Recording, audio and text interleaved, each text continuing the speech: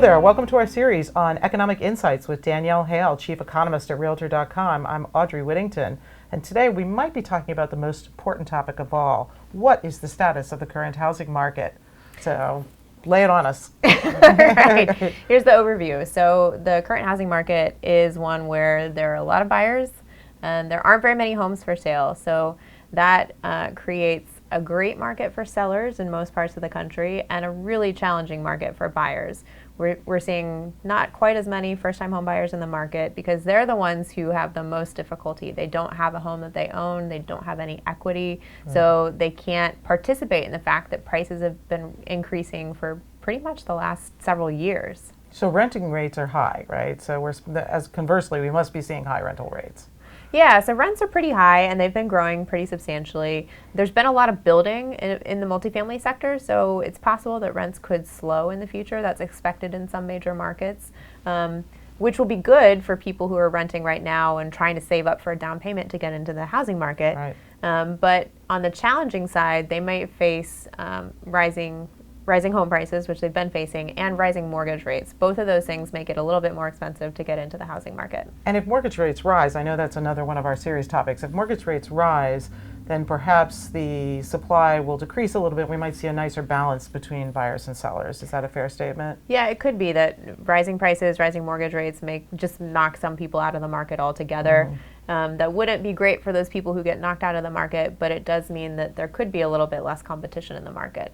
Another way to solve that competition problem is to see new construction, and it's something that we've seen, but it hasn't kept pace with the number of people who are interested in getting into the housing market. So if builders can build more homes, especially at the affordable level, we've actually started to see inventory pick up in higher price ranges. It's still lagging in lower price ranges. Homes? Yeah, for new homes. Right, so if they're not building affordable new homes, that doesn't really help us. Right. Another question for you about the current housing market is, are there more different mortgage instruments that are coming to play? So one thing I know is, sort of having a history in lending, is that a lot of products out there like VHA, are geared really to new home buyers. Do those not affect the market? So that's a good question. They do affect the market, and they can sometimes have slightly different interest rates than what you'll see for the most commonly quoted 30-year fixed-rate mortgage. And for buyers who can qualify for some of those loans, because sometimes they have very particular qualifications, they can be a good option. One thing that can be a potential drawback is that they sometimes are a little bit more onerous for sellers to work through, and so it can sometimes put your offer at a slight disadvantage if you're in a competitive environment. Yeah. So when you're putting in an offer, we often find that offering with cash is going to make you the most competitive, strongest offer. Most people can't do that, so that's fine if you can't do that. You have different mortgage options available, but some of the mortgage options that you choose might make your offer more or less competitive. And a real estate agent can advise you. They know the market and can help you make the right decision. And it strikes me you'd want to work with a real estate agent in this kind of market especially. Absolutely, to navigate the competitiveness for sure. Right. So for the current housing market, it sounds like generically it's pretty robust.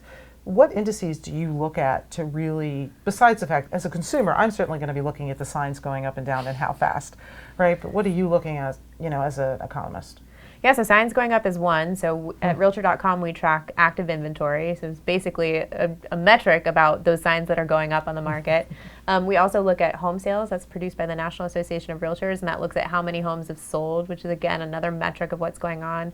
Both of those metrics include price data, so we can see whether homes are getting more expensive or less expensive. In today's market, definitely more expensive. We also look at some broader economic indicators, so things like new construction to see how the housing pipeline is being fed, and also the jobs report, because when people have jobs, they have income, they can spend that money on things like stuff, but also homes. And more expensive homes. Yes, absolutely. Right? So in terms of the current housing market, it sounds like we're in a pretty good market.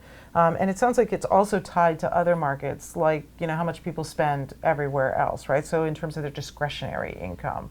Yeah. So can you kind of talk about that a little bit?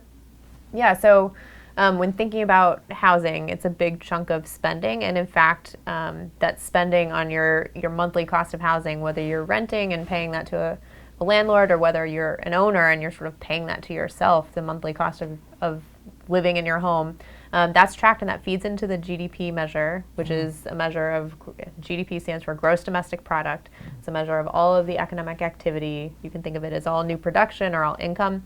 And housing tends to be about 15% of overall economic activity. So that's nothing to sneer at. Right, and of course, then it's related to construction and wood and lumber and labor, et cetera. So it's really important. Do you have any cause for concern as to where the current housing market is headed, or do you think we're probably in a pretty good place for a while? I'm certainly hoping you say we're in a good place.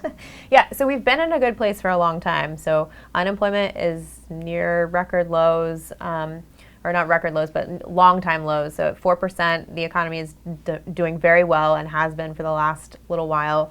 And this boom has been going on for quite some time, but I think there's plenty of room for it to continue to grow. We're still not back to what we would consider a normal level on new construction, and there's still plenty of demand from young millennials who haven't really been able to get into the housing market yet. I think that that's going to be positive tailwinds for the housing market in the years ahead. So it sounds to me like what I'm taking away from this is we're in a great place, and even if there's some adjustment in the market, we shouldn't panic or assume that we're headed into a recession. Yeah, no, I think that's correct. Great.